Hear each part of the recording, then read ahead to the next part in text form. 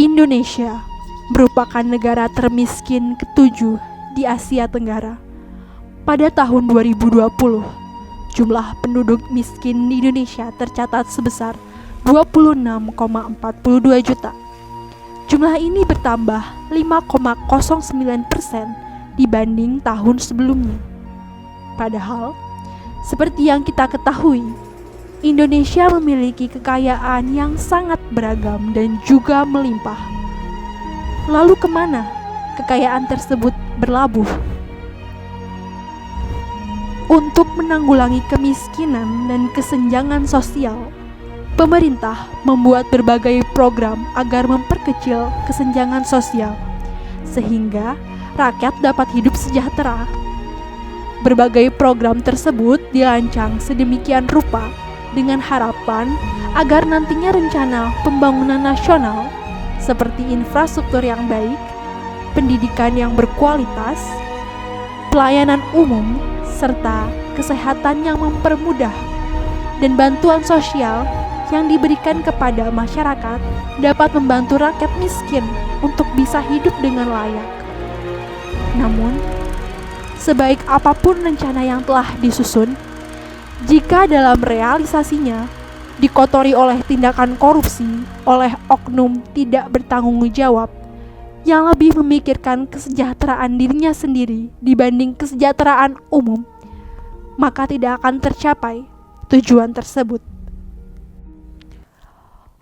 Korupsi adalah tindakan pejabat publik, baik politisi maupun pegawai negeri, serta pihak lain yang terlibat dalam tindakan itu yang secara tidak wajar dan tidak legal menyalahgunakan kepercayaan publik yang dikuasakan kepada mereka untuk mendapatkan keuntungan sepihak.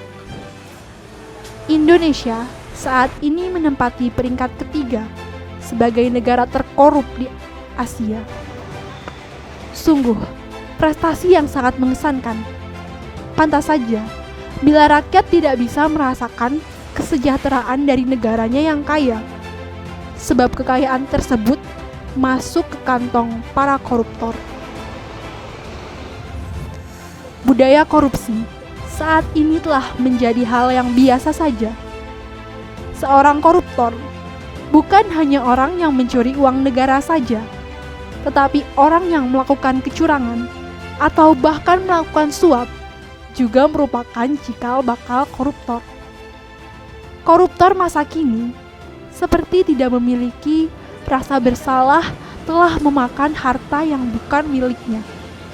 Karena budaya korupsi sudah menjalar di masyarakat, mulai dari tingkat terbawah sampai paling atas, semuanya tidak lepas dari korupsi.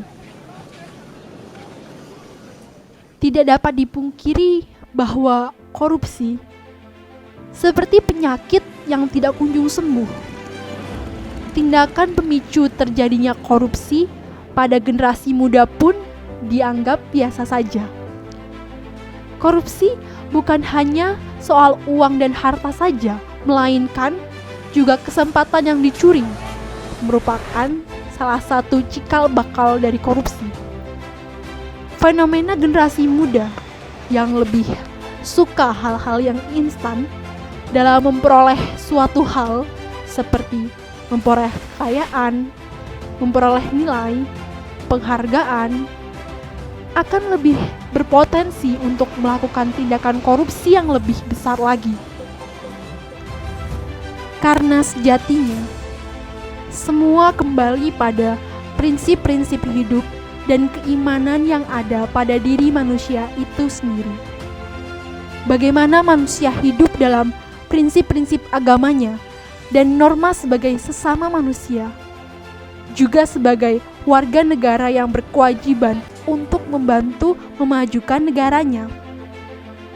Untuk bisa lepas dari korupsi, tidak cukup bila hanya satu kepala saja yang memiliki keinginan untuk merubah kondisi ini. Sebab, untuk membuat perubahan yang besar bukan tentang tindakan yang besar, tetapi satu tindakan kecil yang dilakukan oleh banyak orang.